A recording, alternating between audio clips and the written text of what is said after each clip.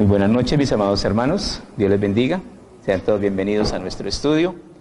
A través de la primera carta del apóstol San Pedro, llegamos hoy al capítulo 5, un capítulo muy especial, un capítulo de instrucciones y de enseñanzas maravillosas. Quiero introducir a este capítulo 5, partiendo del capítulo anterior en el capítulo 9, en el versículo 18, donde se lee así: y si el justo con dificultad se salva, ¿dónde aparecerá el impío y el pecador? Estos capítulos de esta epístola de Pedro nos hablan mucho acerca del sufrimiento. Y el sufrimiento es parte de la vida cristiana, es parte de la vida, pero mucho más parte de la vida cristiana. Somos seguidores del varón de dolores, experimentado en quebranto. Nuestro Señor Jesucristo sufrió muchísimo por nosotros. Entonces vamos a orar para iniciar nuestro estudio. Amado Padre, Dios de misericordias y de gracias, delante de ti venimos, precioso Dios, para ser instruidos en tu palabra, para ser edificados, Padre amado. Te rogamos a ti, oh Padre celestial, que por medio de tu Espíritu Santo, tú prepares en nuestro corazón, Señor, la sabiduría, la disposición a la inteligencia, Señor, que podamos entender, comprender y atesorar en nuestro corazón tu palabra para poder trazar nuestra vida, Señor, sobre tu perfecta y preciosa voluntad. Llénanos, Señor, del conocimiento de tu verdad. No dejes que nos apartemos ni a derecha ni a izquierda, sino que por el contrario, que cada día, asidos de tu palabra, crezcamos en la gracia y en el conocimiento de Dios, que cada día vivamos esta preciosa fe, salvadora y maravillosa, Señor, que ha sido construida sobre tu vida, sobre tus sufrimientos, sobre tu sacrificio y tu muerte, Señor, allá en la cruz del Calvario. Y queremos, Señor, aceptar este ofrecimiento tan maravilloso de vida que nos da, Señor, este ofrecimiento tan precioso de todo tipo de bendiciones, Señor, y de herencias inimaginables, indescriptibles que has dejado para todo aquel que crea, que obedezca, que guarde tus mandamientos. Enséñanos a caminar conforme a tu voluntad. Permite, amado Dios, que cada día podamos leer tu palabra y entender tu mensaje tal cual es, Señor. Guárdanos de abrazar herejías o interpretaciones equivocadas de tu palabra, Señor. Pedimos tu bendición, oh Dios nuestro, en el nombre de Cristo Jesús, nuestro amado Salvador. Amén. Sean todos bienvenidos, podemos sentarnos.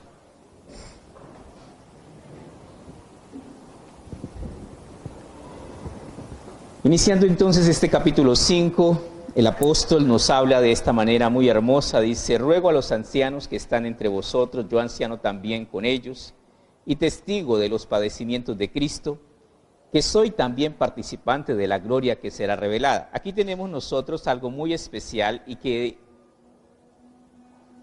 en algunas ocasiones tiende a hacer que muchos pastores deserten del pastorado. ¿Qué es? Los sufrimientos. Muchas veces tenemos un concepto equivocado acerca de lo que realmente es el pastorado, sobre todo en los momentos difíciles. Recordemos nosotros que cuando se escribe Primera de Pedro, estaba en pleno apogeo la persecución de los emperadores romanos contra los cristianos. Estaban masacrando continuamente cristianos, los cristianos habían sido expulsados de Roma y estaban dispersos por todas partes del mundo, huyendo y siendo perseguidos y siendo ejecutados en las arenas de los coliseos romanos.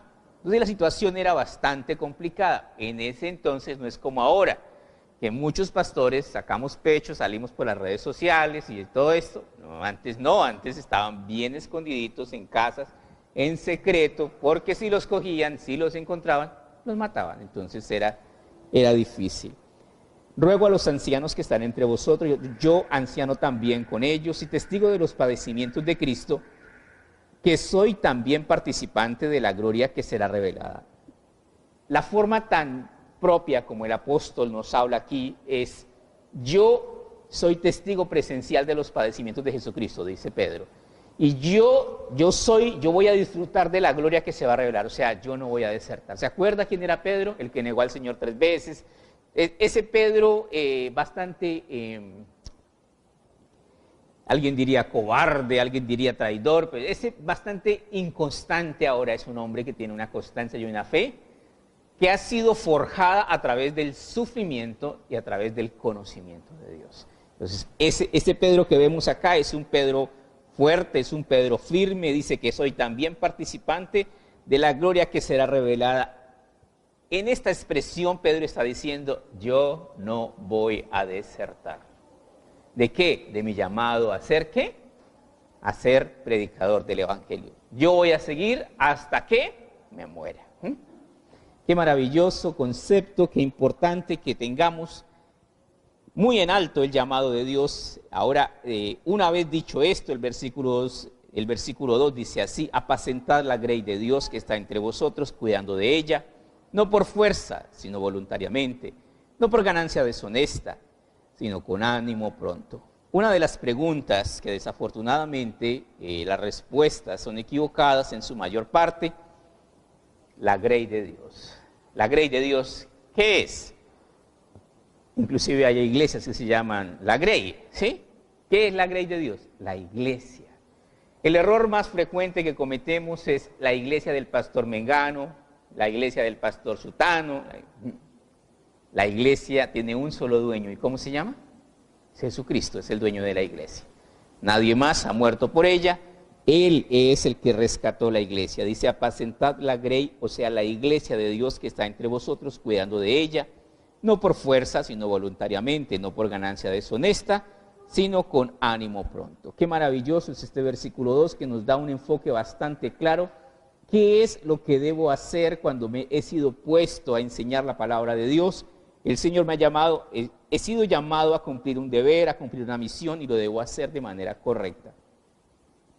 ¿Cómo es? Voluntariamente y con ánimo pronto. El versículo 3 dice, no como teniendo señorío sobre los que están a vuestro cuidado, sino siendo ejemplo a la grey. Tremendo es esto.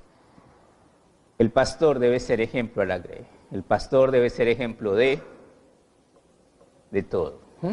De humildad, de servicio, de trabajo, de estudio, de vida, de todo. Debe ser ejemplo a la grey. El versículo 4 me parece muy hermoso, dice, y cuando aparezca el príncipe de los pastores, vosotros recibiréis la corona incorruptible de gloria. ¿Quiénes recibirán esa corona incorruptible de gloria? Aquellos pastores que ejerzan correctamente y aprobados delante de Dios el ministerio de cuidar de la iglesia de Jesucristo, de apacentar a la iglesia de Jesucristo, de nutrir la iglesia de Jesucristo, de llevar gloria y honra a nuestro Señor Jesucristo. Versículo 5 dice, igualmente jóvenes, estad sujetos a los ancianos, y todos sumisos unos a otros, revestidos de humildad, porque Dios resiste a los soberbios y da gracia a los humildes. Aquí tenemos algo muy tremendo. ¿Sabes cuál es el secreto para que la convivencia en la diversidad de opiniones y de personalidades sea real? Humildad. ¿Por qué tenemos tantos roces los unos con los otros? ¿Por qué nuestros caracteres chocan? ¿Por qué a veces como cristianos sacamos chispas unos contra el otro? ¿Por qué? Por falta de humildad. ¿Qué característica dijo Jesucristo acerca del siervo de Dios en Timoteo? Dice que el siervo de Dios, ¿qué? No debe ser contencioso, sino amable para con todos, apto para enseñar, sufrido. Entonces tenemos que aprender a ser amables, a ser humildes. Tenemos que aprender que la educación no pelea con nadie. Tenemos que aprender que a través de menguar nosotros vamos a solucionar muchos inconvenientes. Vamos un momentito al libro de Jeremías en el capítulo 45, Jeremías 45.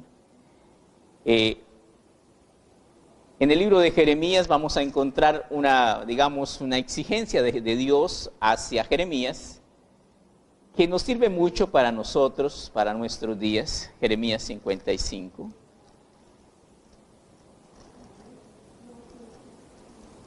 ¿No tiene? Venga a ver. Perdón, 45:5. Jeremías 45:5.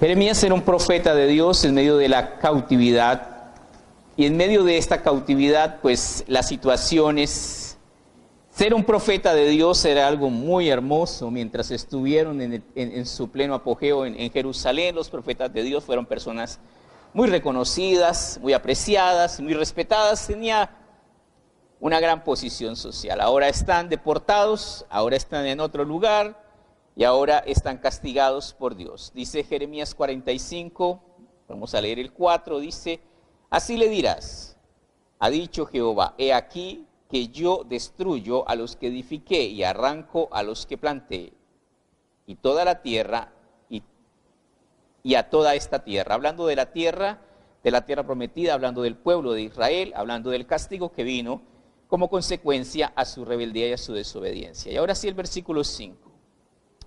¿Y tú buscas para ti grandezas? Esta parte es una parte muy propia de nuestra naturaleza humana. ¿Cuáles son tus sueños? Ninguno de nosotros va a querer ser ¿qué? Menos que nada, ¿cierto que no? ¿Quién de nosotros tiene sueños de ser más pobre de lo que es, de tener menos de lo que tiene, de ir de mal a peor en esta vida? ¿Quién de nosotros sueña así? Yo creo que ninguno, ¿cierto? Todos tenemos una cuestión en nosotros de querer ¿qué? Mejorar nuestra condición actual, florecer, alcanzar el éxito, alcanzar muchas cosas y desafortunadamente, pues eso es normal en nosotros, pero desafortunadamente ese es un pensamiento que se nos ha vendido a través de un sistema de consumo que maneja el mundo, en el cual, dime cuánto tienes y te diré cuánto vales. ¿Ese sistema es el sistema bíblico? No, no tiene nada que ver lo uno con lo otro. Entonces, vamos a seguir leyendo acá, dice, ¿y tú buscas para ti grandezas? No las busques, porque aquí yo traigo mal sobre toda carne, ha dicho Jehová. Pero a ti te daré tu vida por botín en todos los lugares a donde fueres. ¿Qué quiere decir esto? Tremendo. Es importante que nosotros entendamos algo muy especial en las cosas de Dios. La vida es el don más maravilloso. La vida y la salvación de nuestra alma es lo máximo que podemos alcanzar. Porque sin nada entramos a este mundo y de acá no nos llevamos nada. El sistema nos enseña a ser oportunistas, a aprovechar la oportunidad, a lucir, a salir adelante, a derrotar nuestros miedos, a buscar el éxito. Y muchas veces en medio de eso sacrificamos muchas cosas a nuestro alrededor. El mundo dice, el fin justifica los medios. La Biblia dice que no es así, el fin no justifica los medios. No seas vencido de lo malo, sino vence con bien el mal. Entonces tenemos aquí en estos versos que debemos aprender a conocer un poquito más acerca de las cosas de Dios. ¿Qué es lo que tengo que aprender a conocer acerca de las cosas de Dios? Muchas personas nos vamos de extremo a extremo. Entonces Dios no quiere que yo sea pobre. Perdón, o sea, ¿Dios quiere que yo sea pobre? No. Dios quiere que seas esforzado. La mano diligente será prosperada, ¿sí? Dios bendice a aquella persona que se esfuerza y que tiene el interés de salir adelante. Pero una cosa es que yo me esfuerce y otra es que dedique mi vida. Primera de Timoteo, capítulo 6, versículo 10, que dice, porque raíz de todos los males, ¿es cuál? Ahí está el problema. Porque raíz de todos los males es el amor al dinero. Ese es el problema. El problema no es el dinero, el problema es el amor al dinero, el cual codiciando algunos se extraviaron de la fe y fueron traspasados de muchos dolores. Llegamos a este versículo 5 que nos habla de muchas cosas importantes. Igualmente, jóvenes están sujetos a los ancianos. Hay una cuestión tremenda. Hasta los psicólogos dicen, siempre que le dices al niño, no haga eso, ¿qué es lo primero que hace? Lo que se le dijo que no hiciera. Tenemos una predisposición a la desobediencia en nuestros corazones impresionante. La Biblia, la palabra de Dios, nos habla sobre cosas que no debemos hacer. No juzguéis para que no seáis juzgados. ¿Y qué hacemos? Juzgamos a Raimundo y todo el mundo. Exacto. Perdonad para que seáis perdonados. ¿Y qué hacemos? No lo perdono. No lo perdono. Porque si no perdonáis a los hombres sus ofensas, ¿qué dice? tampoco vuestro Padre os perdonará a vosotros vuestras ofensas. Pero desafortunadamente esa predisposición a hacer lo que no se nos ha ordenado hacer está en nosotros. Dice, igualmente jóvenes, están sujetos a los ancianos. ¿Por qué empieza por los jóvenes? Desafortunadamente porque la rebeldía está en el corazón ¿de quién?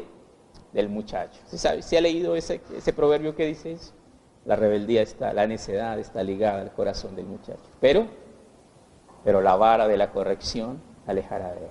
Entonces, la disciplina es algo muy importante. Luego sigue en el versículo la segunda parte, y todos sumisos unos a otros. Esta parte es muy especial, la sumisión. ¿Qué significa la sumisión? Agachar la cabeza. ¿Qué significa agachar? Ninguno tenga más alto concepto de sí que el que debe tener, sino que piense de sí con cordura. Aquí es donde empieza el problema. Muchas veces como cristianos somos orgullosos, somos soberbios, somos altivos, y no hay que ir a una universidad que nos enseñe a cómo ser soberbio, orgulloso y altivo. Eso está en el paquete que traemos por naturaleza. Eso simplemente está en esa minita que tenemos dentro y simplemente sale porque ahí está. Tenemos que aprender a ser cada día menos. ¿Se acuerda lo que dijo Juan el Bautista hablando de él y de Jesucristo? Es necesario que yo mengüe para que él crezca. Y esa es la batalla diaria de todos nosotros. ¿Por qué hay pleitos? ¿Por qué hay contiendas entre nosotros como cristianos? Porque somos carnales. ¿Y por qué manifestamos que somos carnales? Porque estamos en pleitos y en contienda los unos con los otros. Y eso se ve como consecuencia que a una falta de humildad. ¿Por qué hay esa falta de humildad? Porque yo soy, ¿qué? Más. Yo soy mejor. Porque yo soy y yo merezco respeto y ahí empieza el problema. Cuando viene la humildad, aprendemos a soportarnos, a sobrellevar las cargas los unos de los otros. Y hay algo muy especial que viene con la humildad, lo vamos a leer ahorita. Sigamos leyendo, dice acá. Todos sumisos unos a otros, revestidos de humildad, porque Dios resiste a los soberbios y da gracia a los humildes. Hay dos condiciones en mi vida, yo puedo ser soberbio o yo puedo ser humilde. Este mundo idolatra a la gente soberbia. Este mundo le dice, valórese, estímese, amor propio. El jefe, ¿cómo trata a los subalternos? Mal. Porque él se come el cuento que él es superior a los demás. Volvemos a leer esta parte, dice, revestidos de humildad, porque Dios resiste a los soberbios y da gracia a los humildes. Lo primero que debemos, ¿qué significa resistir, aguantar, cerrarle la puerta, dejarlo por fuera? Eso significa. Dios resiste a los soberbios y da gracia a los humildes. ¿Y qué es la gracia? Es el regalo de salvación de Dios dada para que todo aquel que en él crea no se pierda, mas tenga vida eterna. Entonces, si yo soy humilde, el Señor derramará su gracia sobre mí. Pero si soy soberbio, el Señor apartará su gracia de mí. El versículo 6 sigue hablándonos del mismo tema. Dice, humillaos pues bajo la poderosa mano de Dios para que los exalte cuando fuere tiempo. Existe una regla casi general. Dios no usa a nadie que no haya humillado. O sea que para ser útil en las manos de Dios necesito, ¿qué? Ser humillado. Ejemplo, José. ¿Dónde cayó José? Lo echaron en una ¿qué? Lo echaron en una cisterna a ver si se moría, había ahogado. Después lo sacaron de la cisterna, se lo vendieron a unos madianitas. Los madianitas se lo vendieron a los egipcios. ¿De dónde estaba José? En Egipto. Y después termina ¿en dónde? Antes de ir al trono de Egipto. ¿En dónde estaba antes de subir al trono? En la cárcel. Acusado injustamente. ¿De qué? Intento de violación. ¿Qué dijo ella? Me iba a violar. ¿Quién? La mujer de Potifar. Injustamente, sí. Moisés, el príncipe de Egipto. ¿Dónde estaba Moisés cuando le apareció la zarza que ardía? Estaba en el desierto de Madián. ¿Quién era Moisés? Nadie. ¿Por qué nadie? Porque todo lo que había sido ya. Un simple pastor de ovejas de su suegro Yetro. La humillación es el camino a la exaltación. Nuevamente dice acá, humillaos bajo la poderosa mano de Dios para que Él os exalte cuando fuere su tiempo. Hay otros versos que nos dicen, el hombre es grande cuando está ¿de qué? De rodillas. Entonces tengo que aprender a humillar mi corazón delante de Dios. El siguiente versículo también es precioso, dice, echando toda vuestra ansiedad sobre Él, porque Él tiene cuidado de vosotros. Versículo maravilloso. Este versículo es tan hermoso y es tan tremendo que desafortunadamente hay partes de la mejor comida que se pierden, como este. Evangelio según San Juan, capítulo 14, San Juan 14, versículo 27. Evangelio según San Juan, capítulo 14, versículo 27.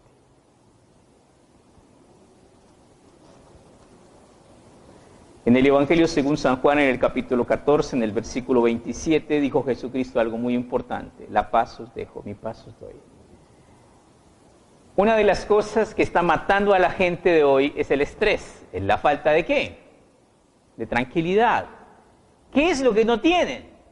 Paz. Paz. Están en completa ansiedad por muchas cosas, están llenos de sueños, de anhelos y de muchas cosas, de problemas, no están en paz. Versículo 27, la paz os dejo, mi paz os doy. Yo no os la doy como el mundo la da, no se turbe vuestro corazón ni tenga miedo. ¿Qué quiere decir esto? La paz de Dios que sobrepasa todo entendimiento, la paz de Dios que se antepone ante la adversidad, ante las circunstancias, ante todas las cosas. No pierdas la paz con Dios. Y la paz con Dios viene cuando hacemos las paces con Dios. Y cuando hago la paz con Dios es cuando yo confieso mis pecados y humildemente inclino mi voluntad ante la voluntad de Dios. Entonces, esa humillación trae la paz a nosotros, echando toda vuestra ansiedad sobre Él, porque Él tiene cuidado de vosotros. Hay un verso precioso que dice, el ángel de Jehová acampa alrededor de los que le temen y los defiende. No temas, Isaías 41:10, porque yo estoy contigo. No desmayes, porque yo soy tu Dios, que te esfuerzo.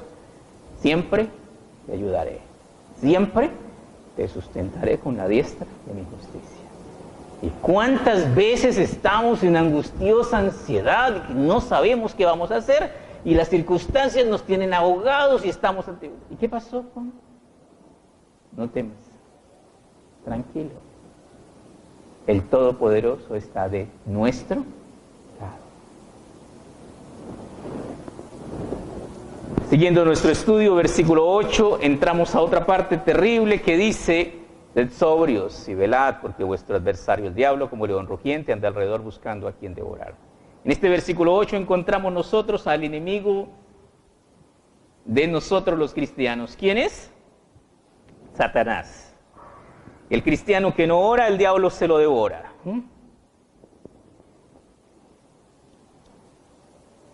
¿Cuántas veces nosotros nos olvidamos de que el diablo es real? En el tiempo de consejería a veces llegan personas con diferentes situaciones. Una de las situaciones más complejas es cuando a veces me llega la gente con tremendas ojeras y tremendas situaciones. Pastor, me está persiguiendo el diablo. Y es real. Y es real. Lo maravilloso que nosotros tenemos es que pues hay muchas cosas para hacer, pero este libro es un libro de poder. Es un libro maravilloso en el que tiene la verdad acerca de ese enemigo que existe y de la manera como se debe enfrentar a ese enemigo. Entonces nos dice: sed sobrios y velad, porque vuestro adversario, el diablo, como león rugiente, anda alrededor buscando a quien devorar. El versículo 9 dice: al cual resistid firmes en la fe, sabiendo que los mismos padecimientos se van cumpliendo en vuestros hermanos en todo el mundo. ¿Qué quiere decir esto? esto no, a veces uno piensa es que solo me pasa a mí y al chavo, ¿no? Solo me pasa a mí esta situación, solo, no. ¿Qué dice? No solo a ti y a todos los hermanos en todo el mundo. Satanás existe y está por ahí. ¿Y qué debo hacer? Entonces, la primera parte que tenemos acá nos habla acerca de que lo debemos, dice, el cual resistid firmes en la fe. La fe tiene que aprenderse a colocarse firme. En el libro de Efesios, en el capítulo 6, versículo 16, Efesios 6, 16, nos habla acerca de la armadura de Dios y nos dice algo muy especial acerca de la fe. Efesios 6, estoy en Gálatas.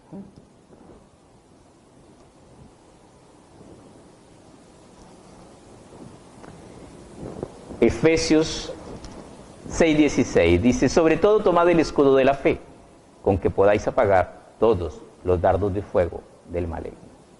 Cree, porque al que cree, todo le es posible. Muchas veces cuando nos asusta un espíritu, cuando nos asusta un demonio, ¿de qué nos llenamos primero? De miedo, ¿cierto? De terror, nos paniqueamos. El miedo atrae, ¿qué? A los espíritus malos. ¿Qué necesito en vez de llenarme de miedo? Tengo que aprender a llenarme de fe. ¿Y cómo se consigue la fe? La palabra de Dios dice que la fe viene ¿por qué? Por el oír. Y el oír por la palabra de Dios. Exactamente. Entonces debemos tener fe. También Santiago nos da instrucciones acerca de cómo se debe resistir a Satanás. Santiago capítulo 4, versículo 7.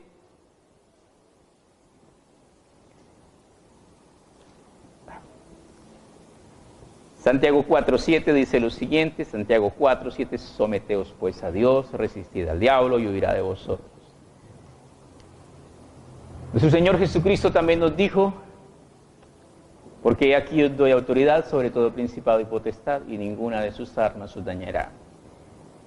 En el tiempo de consejería que tiene uno con personas que tienen ese tipo de experiencias espirituales malignas, me dicen, pastor, pero yo les digo que se vaya y no se va. Yo lo reprendo en el nombre del Señor y a mí no me hace caso. ¿Por qué? ¿Sabe la respuesta? La respuesta no la está dando Santiago. Santiago 4:7, lo que acabamos de leer, dice, someteos pues a Dios. ¿Cuándo tengo autoridad sobre los demonios? Cuando ¿qué? Someto. ¿A quién? A Dios. Quiere decir que yo soy un cristiano genuino y un cristiano ¿qué? Obediente a la palabra de Dios. Y esa obediencia me da ¿qué? Autoridad y poder. Pero cuando esa obediencia no existe, tampoco existe la autoridad y tampoco existe el poder para reprender. No existe. Entonces, ¿qué dice acá? Someteos pues a Dios, resistid al diablo y huirá de vosotros. ¿Por qué huirá de nosotros? Porque creemos en el Señor Jesucristo, porque tenemos su palabra de Dios, porque nos fortalecemos en fe, porque estamos sometidos a la voluntad de Dios. Volvemos a nuestro estudio, Primera de Pedro, capítulo 5, versículo 9, que ya lo leímos, dice, al cual resistid firmes en la fe, sabiendo que los mismos padecimientos se van cumpliendo en vuestros hermanos en todo el mundo. Versículo 10. Mas el Dios de toda gloria, que nos llamó a su gloria eterna en Jesucristo, después que hayáis padecido un poco de tiempo, el mismo os perfeccione, afirme, fortalezca y establezca.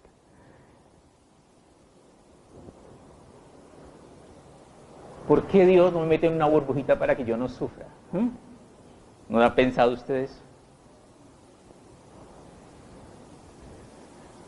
Porque las más grandes lecciones de la vida están en la universidad del sufrimiento.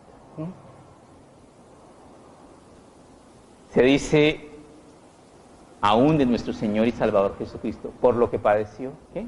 Aprendió la obediencia, aunque era hijo. Mas el Dios de toda gracia, que nos llamó a su gloria eterna en Jesucristo después que hayáis padecido un poco de tiempo. ¿Cuánto tiempo? Recuérdese que el tiempo para Dios Para Dios un día es como 1000 años y 1000 años es como un día. Pero Señor, no hay mal que dure 100 años. Bueno, puede que sí. Lo único que sabemos es lo que el Señor nos ha dicho, ¿qué? Sé fiel, ¿hasta cuándo?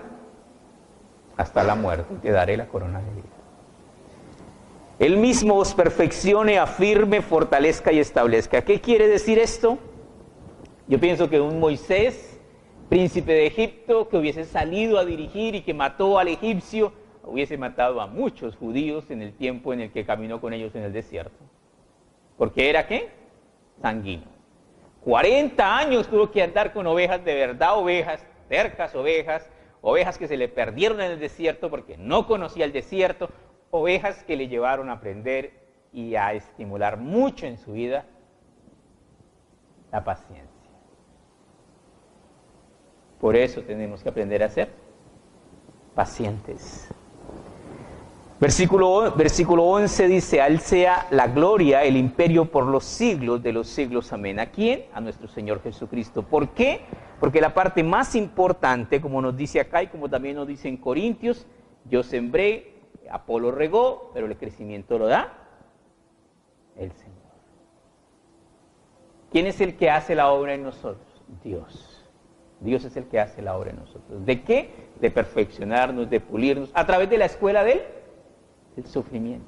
¿Para que qué? Para que seamos capacitados para ayudar a otros que pasen por las mismas dificultades. Llegamos a las salutaciones finales, versículo 12.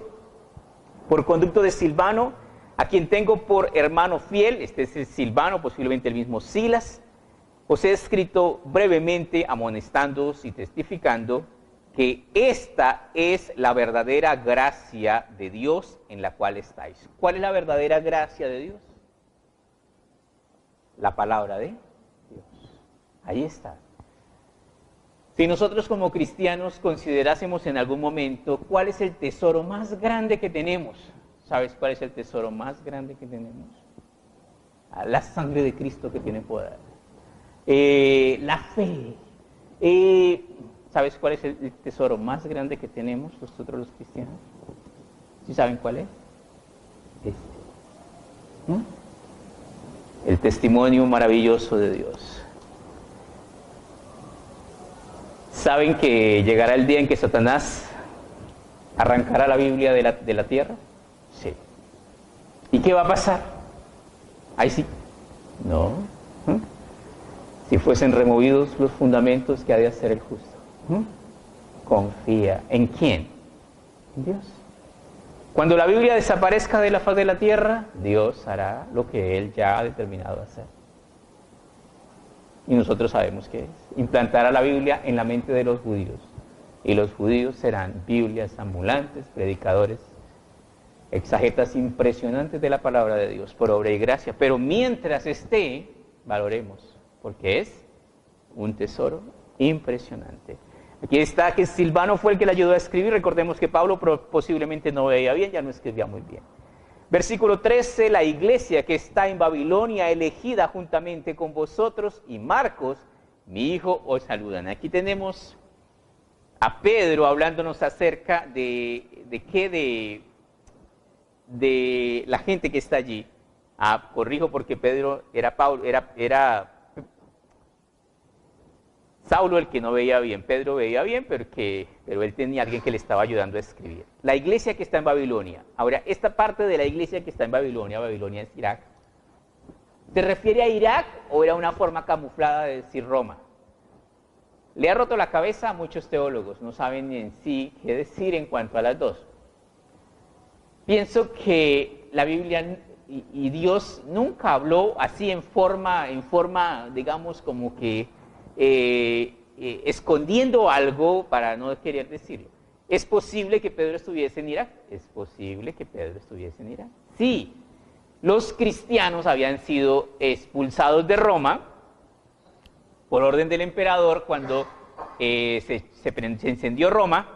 Entonces fueron expulsados de Roma y estaban huyendo. ¿Por dónde? Por donde pudiesen huir, lo más lejos que podían correr. Entonces, ¿podía estar en Irak? Perfectamente podía estar en Irak, no estaba tan lejos, pero sí. La iglesia que está en Babilonia, elegida juntamente con vosotros, y Marcos, mi hijo, os saludan. ¿Quién es este Marcos? Posiblemente el que se devolvió y que no estaba con Pablo, ahora está con Pedro, y posteriormente también Pedro va a dar buenas referencias, posiblemente el sobrino de Bernabé. Versículo 14, saludaos unos a otros, con ósculo de amor, paz sea con todos vosotros los que estáis en Cristo. Amén. Qué maravillosa salutación final, nos dice acerca del beso, pero esto debemos entenderlo porque en el Medio Oriente la cultura sí son los besos. ¿Sí? Como cristianos nosotros hemos intentado como retransmitir esa información hacia nosotros aquí en el mundo cristiano, y muchas veces se saludan de beso, pero hay besos santos y hay oscuros que no son muy santos. ¿Debo besar obligatoriamente a mi hermano? No. Si usted no siente paz de besar a alguien, mejor no lo bese. Bueno, saludaos unos a otros con ósculo de amor, paz sea con todos vosotros los que estáis en Jesucristo. Amén. La paz es algo muy importante. La paz está en el corazón de quien conoce a Jesús. Y tenemos que aprender a vivir en paz, porque nosotros hemos sido llamados ¿a qué? A paz. A paz. ¿Usted se imagina que es un representante de la delegación de la paz y vive peleando? Entonces, no funciona. Tenemos que aprender a vivir en paz. Esa paz que sobrepasa todo entendimiento, esa paz que viene a través de Cristo Jesús y que nos da Dios para que la disfrutemos. Esa paz que nos hace descansar, como dice el Salmo, en paz me acostaré y asimismo dormiré, porque solo tú, Jehová, me haces vivir confiado. Vamos a orar. Maravilloso Padre, te damos gracias por tu palabra preciosa, por tu gran misericordia, porque podemos, Señor, estudiar en tu palabra estas cosas que nos has dejado, Señor, escritas, reservadas, para que las entendamos y para que obedezcamos tus preciosos consejos. Bendícenos, oh Dios nuestro. Ahora prepara, Señor, nuestros corazones para tomar la Santa Cena de tal manera, Señor, que seamos doblemente bendecidos, Señor. Llena nuestra vida, Padre amado, de una actitud correcta, de un buen entender, sabiendo que tú no desprecias un corazón contrito y humillado, sabiendo, Señor, que engañoso más que todas las cosas es el corazón, sabiendo que en mí, esto es en mi carne, no mora el bien. Ayúdame, Padre Celestial, porque no hay peor ciego que el que no quiere ver. Ayúdanos, amado Dios, a despojarnos de todo peso y del pecado que nos asedia y a correr limpiamente la carrera que tenemos por delante. Bendícenos, oh Dios amado. Danos, amado Dios, por tu Espíritu Santo, el ser convencidos de pecados, Señor. El que no confiesa sus pecados, el que no pide perdón por sus pecados, la deuda está pendiente por cobrar y se le cobrará con intereses. Pero el que confiesa sus pecados y se aparta a este alcanzará misericordia.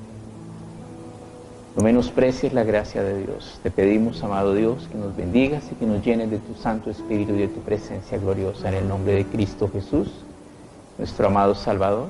Amén. Cantamos un cántico y mientras cantamos un cántico nos puede ministrar la Santa Cena nuestros hermanos.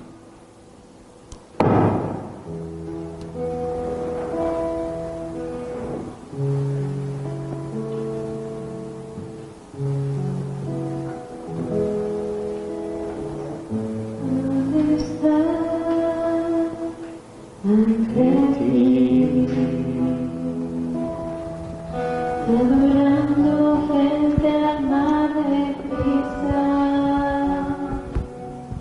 en verdad. Gracias. Muchas gracias, mi hermano.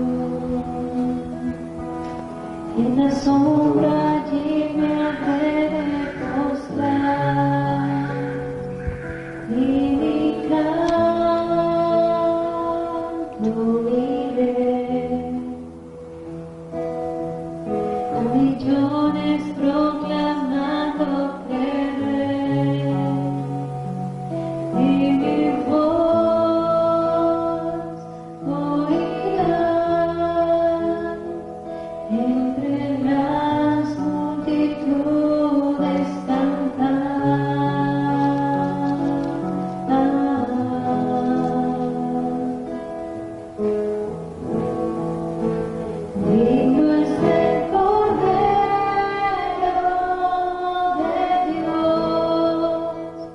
el que fue inmolado en la cruz, digno de la honra y el poder, la sabiduría suya es, y al que está en el trono sea el honor.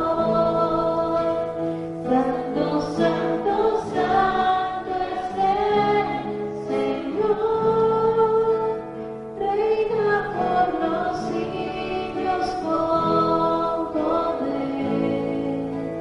Todo lo que existe es por Él, todo lo que existe es por Él, todo lo que existe es por Él.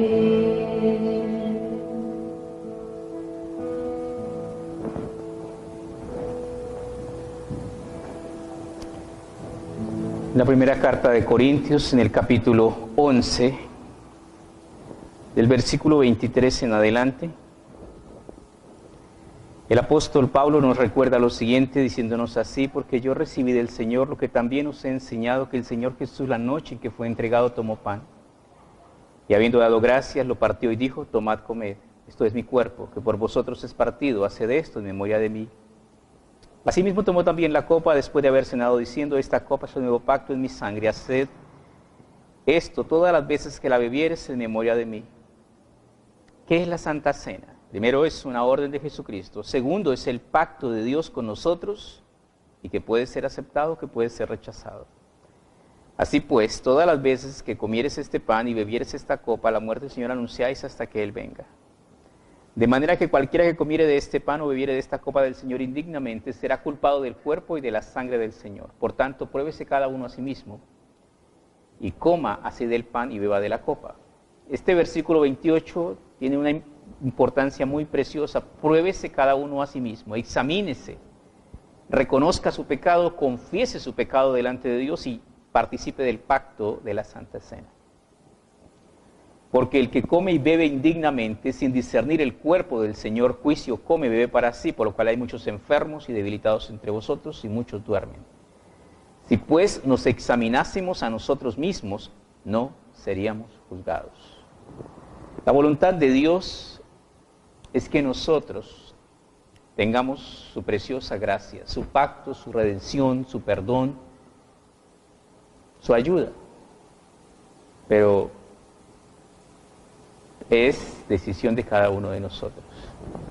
Dios te ama, Dios me ama y me quiere ayudar, pero si yo no me quiero dejar ayudar, ahí ya es otra cosa. Vamos a orar. Maravilloso Señor, te damos gracias por tu gran bondad, tu inmensa misericordia, por tu gran amor, Señor, al entregar a tu unigénito Hijo, al entregarlo para que muriese allí sobre la cruz en el Calvario, entregando y derramando su vida, su sangre, para que nosotros en Él pudiésemos vivir, Señor. Nos has dejado, Señor, un acto de fe y obediencia como en la Santa Cena, para decirnos, Señor, que cuando tomamos la Santa Cena, entramos en este pacto contigo, Señor. Que a través de la Santa Cena, tu cuerpo y tu sangre, Señor, también vienen a extenderse sobre cada uno de nosotros, para que todos nosotros en ti y tú en nosotros seamos uno, Señor. Pedimos tu bendición, Padre amado.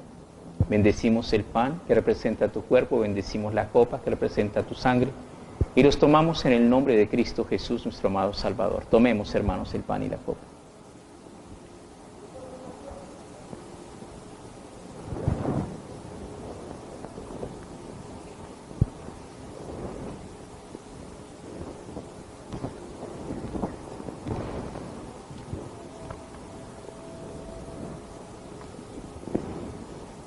Terminando nuestro estudio, quiero dejarles con estos versículos en el Evangelio según San Juan, en el capítulo 12. Dice así: de cierto os digo que si el grano de trigo no cae en tierra y muere, queda solo.